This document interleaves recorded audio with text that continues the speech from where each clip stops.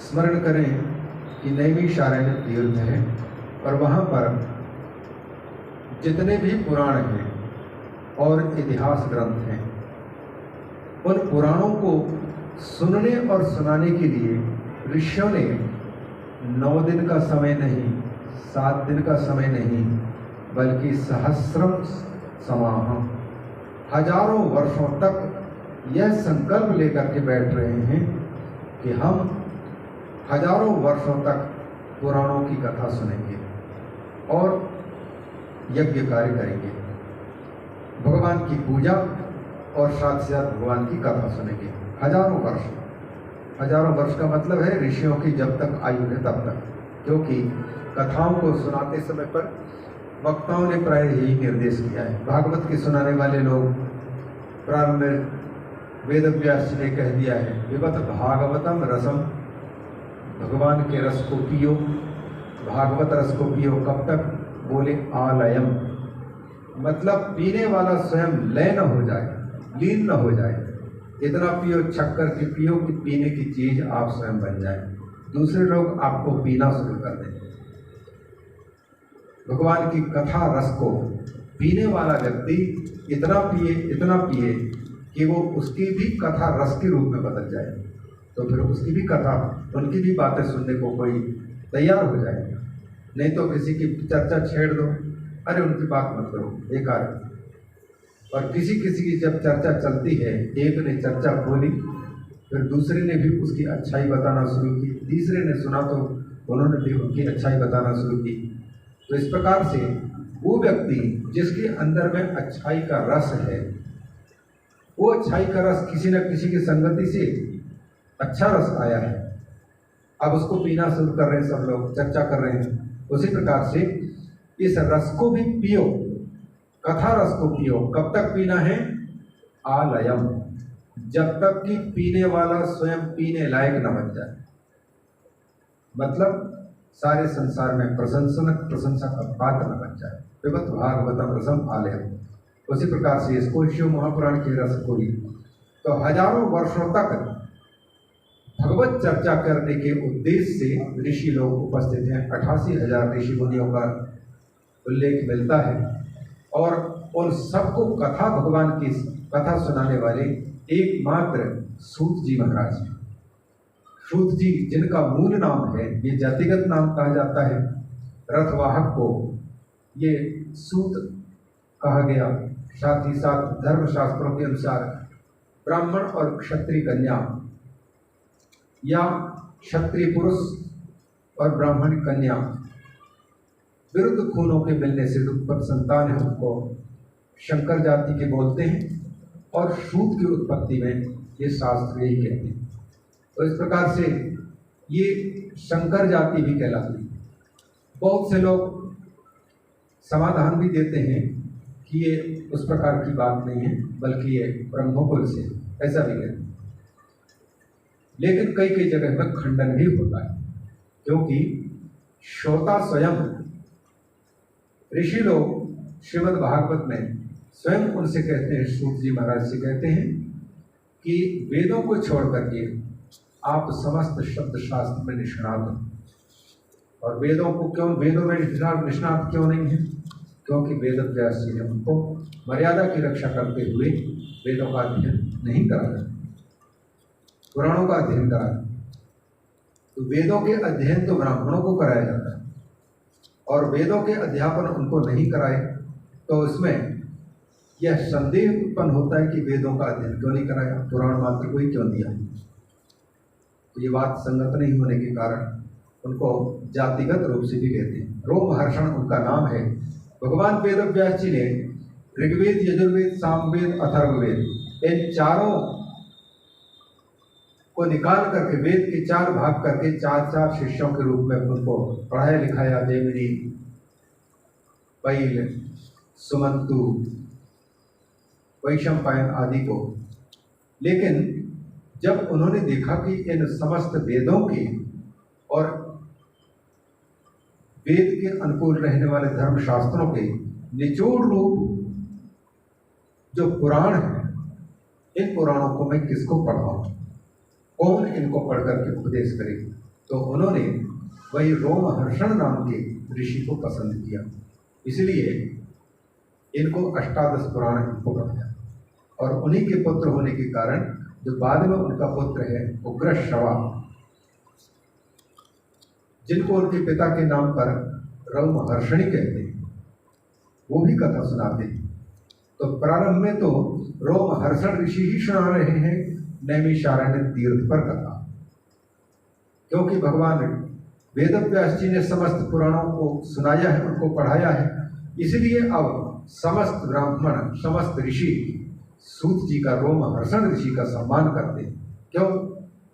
क्योंकि कोई व्यक्ति छोटा कहलाने वाला अगर राष्ट्रपति किसी अच्छाई को देख करके पुरस्कृत करता है उसको, तो बताइए देश में उसकी पहचान बनती कि नहीं बनती?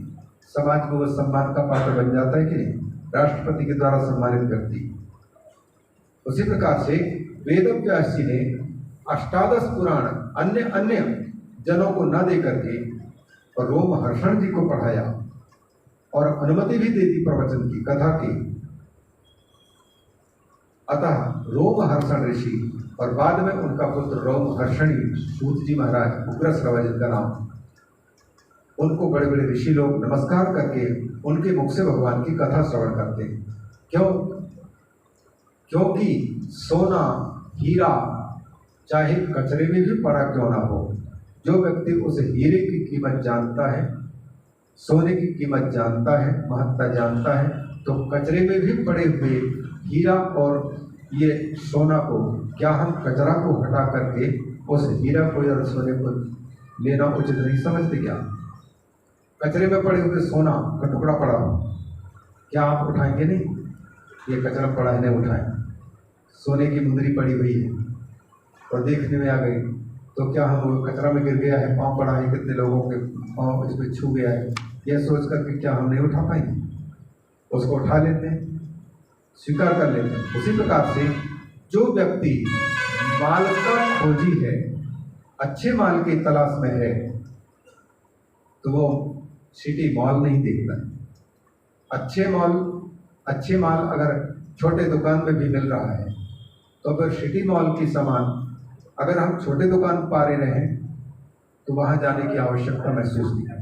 ये बात अलग है कि किसी को बताना है हम सिटी मॉल गए थे, या अच्छा लगे, लोगों को भी अच्छा लगे, हमारी प्रतिष्ठा भी बने, हमारी पूछताछ भी हो, वहाँ पर शौक हो, तो उसके निमित्त जाना अलग चीज़ है। लेकिन हमको यदि केवल माल से मतलब है, तो फिर मॉल में जाने की आवश्यकता ही नहीं है, छोटे दुकान मिल रही तो उस चीज़ को लेते। उसी प्रकार से उग्रश्रवा और उनके पिता रोमहर्षण ऋषि, इन ऋषियों के पास में उच्च कोटि का माल पड़ा हुआ है, भगवान की कथा, पौराणिक जानकारी। तो फिर उसकी महत्ता को समझने वाले ऋषि मुनि लोग इनसे श्रवण करते हैं, सारी बातें श्रवण करते हैं, पुराणों की कथा श्रवण करते हैं। रोमहर्षण इसलिए नाम, यथा नाम तथा गुणा।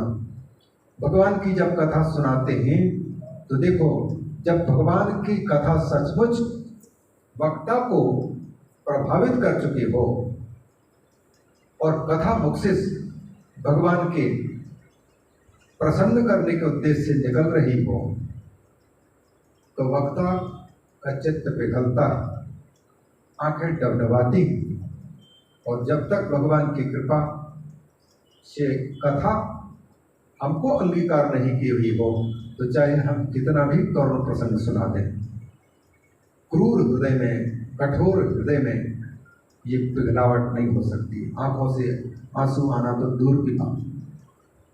ये बात अलग है कि आजकल नाटक करने वाले लोग मिर्च वगैरह या कुछ भी लगा करके और दुनिया को दिखा भी देते हैं कि रो पड़े उनकी बातों को सुनकर के, उनकी कथा को सुनकर के, या कथा वक्ता रो पड़े। असली अश्रु एकांत में आते हैं, जहाँ पर कोई देखने वाला ना हो, और कोई देखने वाला है और आंसू टपक रहे हैं तो दिखावा के आंसू माने जाते हैं। जहाँ पर केवल प्रेमी और प्रेमिका है, वहाँ ही एकांतिक सच्चे प्रेम का प्राकट्य होता है। भगवान और भगवान की भक्त, इन दोनों का मिलन एकांत में होता है, और वहीं पर भगवान अपने रहस्य प्रकट करते हैं और भक्त भी अपने मन की बात पूरी तरह से खुल करके कहता है। तो फिर भगवान की कृपा को देख करके भक्त की आंखों से आंसू टपक पड़ते हैं। रोमहर्षण ऋषि जब कथा सुनाते हैं तो उनकी आंखों में से आंसू बह पड़ते हैं, रोंगटे खड़े हो जाते हैं, तो रोमहर्षण कहलाते हैं। तो ये ऋषि लोग कहाँ उपस्थित थे? नैमिषारण्य तीर्थ में। और क्योंकि 1000 वर्षों वाला चलने वाला यज्ञ करना था, हम लोग 7 दिन की कथा, भागवत की कथा सुनाते हैं, तो कथा स्थल का चुनाव करने के लिए विचार करते हैं और क्या क्या सामग्री लगेगी, कौन कौन लोग आएंगे, क्या असुविधा होगी और क्या सुविधा दी जा सकती है, इन सब बातों को विचारते हैं। 9 दिन की कथा के लिए भी विचारते हैं, महीने के पक्ष की कथा होती है उसके लिए भी ज़्यादा विचार करना पड़ता है। तो फिर 1000 साल तक चलने वाले जो ज्ञान सत्र है, उस ज्ञान सत्र में किसी प्रकार के विघ्न बाधाएं ना आए और हमारा यह सत्र बिल्कुल निर्विघ्न संपन्न होता रहे, भगवान की कथा हमको सुनने में कोई बाधा ना आए, तो उसके लिए क्यों ना विचार करना पड़ेगा। ऋषियों को लगा कि 1000 साल तक चलना है, तो फिर कोई ऐसी जगह का चुनाव किया जाए जिस जगह पर कोई प्रकार की कोई कठिनाई नहीं होनी चाहिए। विचार करते करते नहीं समझ पा रहे थे तो ब्रह्मा जी के पास में गए। उनको शायद मालूम होगा कि कोई निर्विघ्न स्थान भी हो सकता है, तो उन्होंने स्पष्ट रूप से यह कह दिया कि इस पृथ्वी में सब जगह में मन एक जगह टिकता नहीं है। मन का चक्कर बड़ा विचित्र है, मन भटकता है और यह भटकते भटकते